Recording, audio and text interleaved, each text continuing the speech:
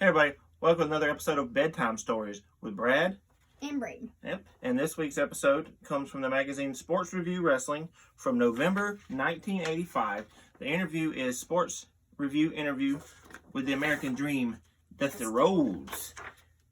In this episode, I will be Dusty as Braden is the interviewer. Dusty Rhodes, this very name significantly brutality and glory. Virgil Riley Reynolds Jr., twice NWA champion, walks among kings. Dusty Rhodes, defender of ring honor, sanctifies the squared circle with each droplet of blood that he surrenders. Rhodes needs no introduction here, but a recap of recent events in his career might be useful. Rhodes' pursuit of a third NWA world title was given to boost when he regained the NWA TV title from Tully Blanchard at the Great American Bash on July 6th.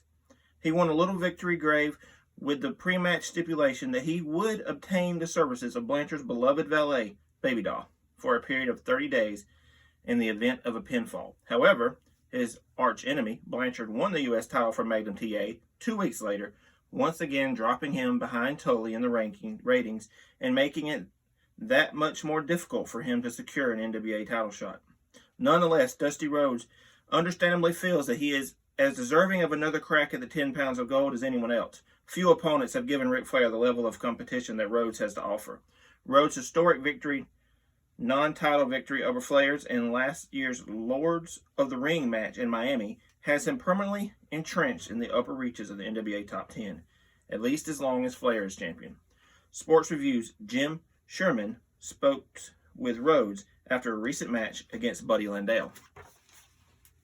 How do you do, Mr. Rhodes? Tough match. No, I don't want no imitations, Daddy. I want the nature boy who calls himself champion, and I am talking about Buddy Rogers or Buddy Landale. Well, to be honest, I don't consider this match to be one of the emotional highlights of your career either. I know you're ambitious, soar past NWA TV title glory. So what's your immediate goal? Tully's U.S. title or Ric Flair? Hey, Daddy, I take 'em as they come. If they have an old brain in your behind of a noggin, Daddy, you know I want the chill Flair first and foremost, absolute and topmost. I mean, I want to burn him to the bone. So Blanchard U.S. title is insignificant? I don't care about being numero uno, Mr. Reporter, because I'm the people's champion. Why would I battle that moron's bully super rat anymore, huh? The fans know what class is all about. Yes, but you must realize the politics involved if you want a series of shots with Flair. After all, Blanchard holds the U.S. title, which makes him an automatic number one contender in the NWA, and the TV champion isn't necessarily rated at all. I don't care about politicking. I know that Jezebel Baby Doll cheated to make her ugly boyfriend champion. By quirk or circumstance, I'm interviewing you the day after your 30-day possession of Blanchard's valet expired. Could you tell our sports review readers a little about your relationship with Baby Doll over the past month? Lord knows I've been through some trials with that bleach-headed Mary Magdalene, Daddy. She flew off a charter plane to Hawaii and charged it to my bank account. She didn't know I followed her out on the next flight, though. Yo, Daddy, I done witnessed that Jezebel in her leopard skin bikini looking like a bleach-head harlot and having a good time. Some brawny dad taught her to surf, and my man Tully don't want to hear the rest, 'cause it'll make his ears boil and his pants sore. You still haven't told us what happened between you and Baby Doll after you retained her services as a valet. Heck, I tried to make her fix my meals. At first she wouldn't do it, but then she slapped together some frog legs and what's that fishy soup? Boulabossi. It tasted like wet cow dung, Daddy. If she can't fix a good charcoal steak, man, she ain't worth a bucket full of yellow rain in a drought. Baby Doll is not talking to the press currently, so I feel compelled to pursue this line of questioning. How do you think she felt about being away from Tully Blanchard for a month? Man, you gotta talk to her about that. I mean, I don't understand why she be loving in the oven for a scumbucket like Blanchard. But man, I gotta admit that their relationship must be damn tight. I mean, she missed him like water in the desert. She needed him. I interviewed Tully Blanchard for the current issue of Wrestling Superstars, and he insinuated that your exploration of Baby Doll for 30 days constituted white slavery.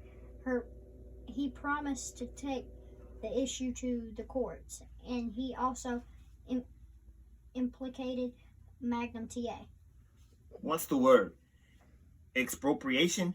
If that means that I stole Baby Doll, then that boy's got a sick mind. And I'll tell you right now, I'm ashamed that he's a Texas boy. I'm ashamed that he's a graduate of West Texas State. I'm ashamed that he's a fellow participant in the greatest gold dang sport in the face of this blessed earth. And he should be ashamed that he relies on that no-good heathen Jezebel Baby Doll to win his matches for him. I assume you're referring to his victory over Magnum TA for the U.S. title. Lordy, man, everybody saw that gal hand Blanchard a roll of good silver, good-looking George O. coin, and there ain't nobody in that ring who didn't see it flying after he ambushed my good friend Magnum TA. I tell you, I was sick to my gut when I found out that Jezebel had insulted the police by impersonating an officer in order to do dirty deeds dirt cheap. But just for the sake of courtesy, how can you reconcile Baby Doll's apparent love for Tully Blanchard? Heck, now you just consult the ever-loving birds and the bees, Daddy. I mean, I've been around for a long time, and I ain't pulling cotton when I say that. But I'll tell you, Daddy, I ain't never seen the power of hate burn down the power of love. And I mean, just 'cause I hate Bully Tully and all his foul deeds cutting me up alive, I know he's got a lover in the world. 'Cause that's the way God planned it. 'Cause that boy is a gifted athlete, and you heard it from the dream, Daddy. And sooner or later, he's going to come around to the spirit. I mean, sooner or later, he's going to come around to the good side. The honor he can find on this great sport of wrestling. So you think Tully's gonna turn fan favorite eventually? I don't know, Daddy, but at least he knows the power of love. So he's got the good foot in front. Moving on to other subjects, there are numerous rumors of your retirement hitting the board this season. Could you comment on that? Lies, lies, lies, more lies. And propaganda, Daddy.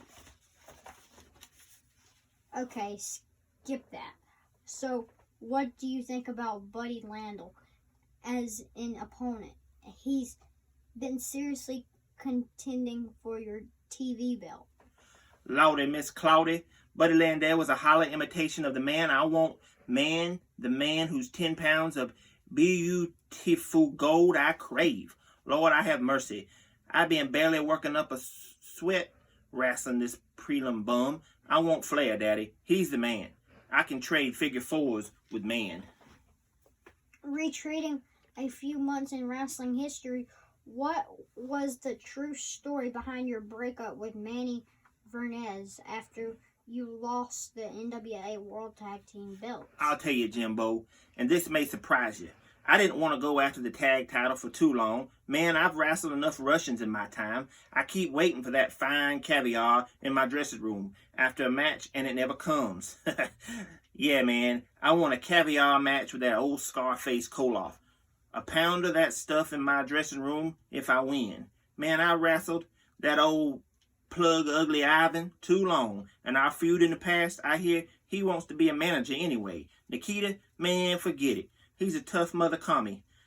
Blood in the mud, red dome bled all over that any map when Commie creep and Dusty hit the canvas, boy. So what about Fernandez? Daddy, I don't care about a tag team title anymore.